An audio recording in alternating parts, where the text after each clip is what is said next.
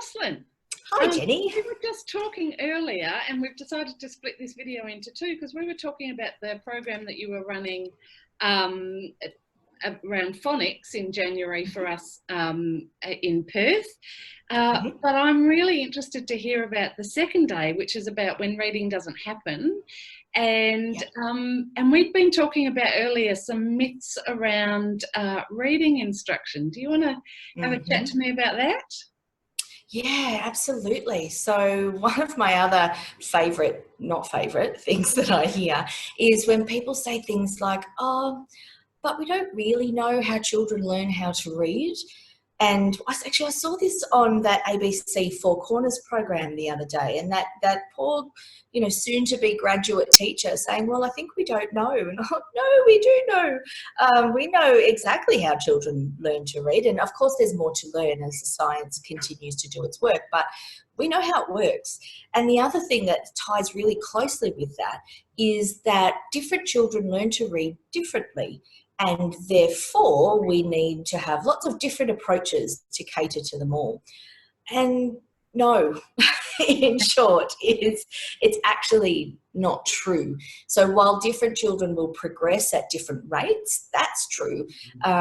It's the same fundamental reading instruction delivered to all children that creates that really strong Tier 1 that I talked about in the last video, that strong Tier 1 program that we need to be working on. So we need a really strong phonics program that has all those 44 sounds of English that we have in Australia, and with all of the representations we can get into them in the early years, that needs to happen in a really strong, systematic way. So this kind of ad hoc approach, it just doesn't work. When you've got 25 kids and you need them all to learn what they need to learn, it needs to be systematic. So you need a set sequence of teaching so that you can create a cumulative approach to the teaching of reading. Now, a really good, strong phonics program, a commercial program, will have done all this for you already.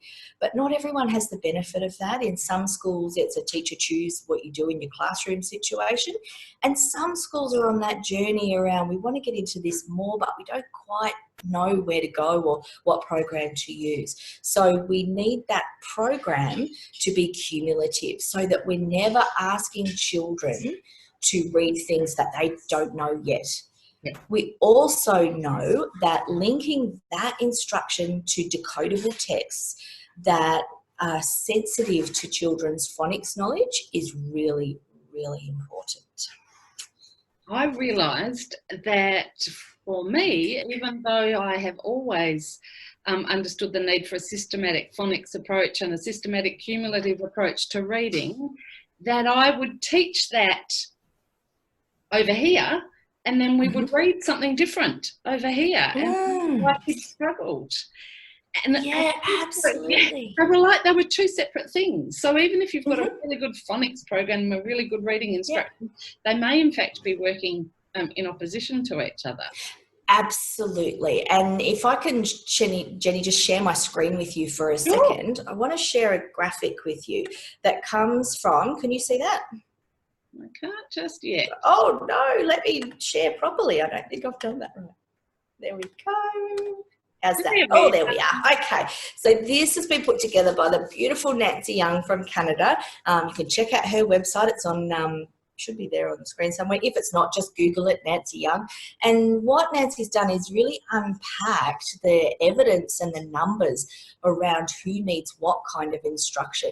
So if I just move my cursor here in a little circle, you can see that we've got this 10 to 15% of kids who will be formally diagnosed with dyslexia.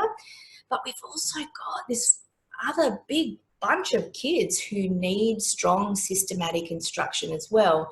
And this is just in my mind, but when we look at those Australian Bureau of Statistic numbers that talk about that 48% of Australia is functionally illiterate, it matches up exactly with this graphic and what it's showing us. And even the children who would be okay with what you just described about phonics over here, reading over there, they're strengthened and accelerated by the sort of reading approach that I'm talking about. They're scary numbers. And so essentially, huge. Yeah. that a good explicit phonics and reading program can benefit up to 70% of kids. I mean, that it is essential for up to 70% of kids. It will benefit everybody. Yeah. Yeah, it's crazy that we don't all teach in this way. But that's kind of changing. And I use the phrase, we're on the bus. And I'm really excited to be on the bus with a whole bunch of people who are saying, not good enough. We need to do something different and we need to do it better. And I do want to say that talking about phonics and this systematic approach doesn't mean that we ignore oral language.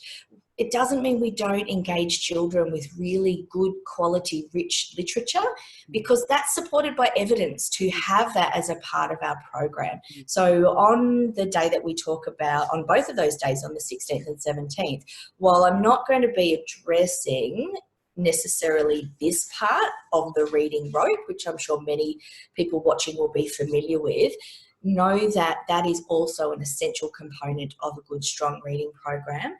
We're going to be addressing this bottom part of the reading rope around how to build strong word recognition. Brilliant.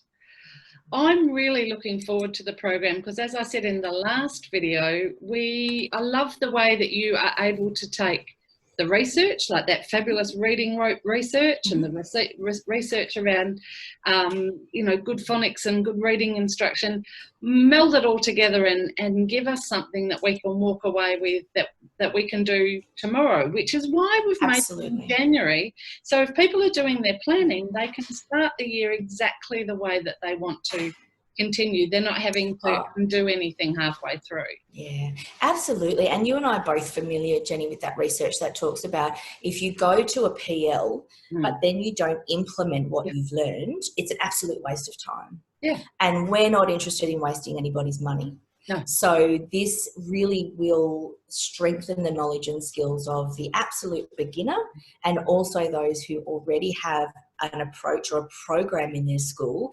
It will help them to build their skills and knowledge and do what they do even better. Because when it comes to that tier 2, that's still a teacher's responsibility. And in many ways, the tier 1 is the teacher's responsibility, or the tier 3, is the teacher's responsibility as well. In my role, I'm, responsible for supporting a whole bunch of teachers. And that's the central message. And I can tell you that the teachers who have the knowledge and who really take that responsibility seriously see growth in their kids. Yes, yes. It's as simple as that. And that's what we want. That's what we're here for. Just growth in our kids. I think that's brilliant. And I love, I hate the fact that people come to professional learning and go away and don't do anything different.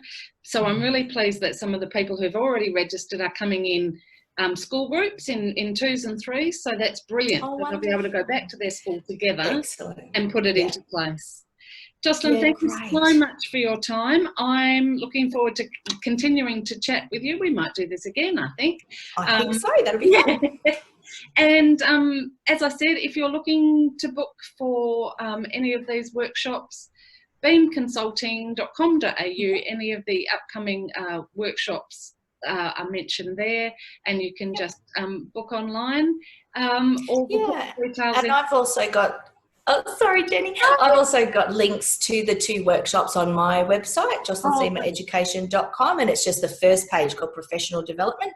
So you can link through to your page if you happen to be online and access it. Fantastic. Thanks, Jocelyn. I'll talk to you really soon. My pleasure. Thanks, Jenny.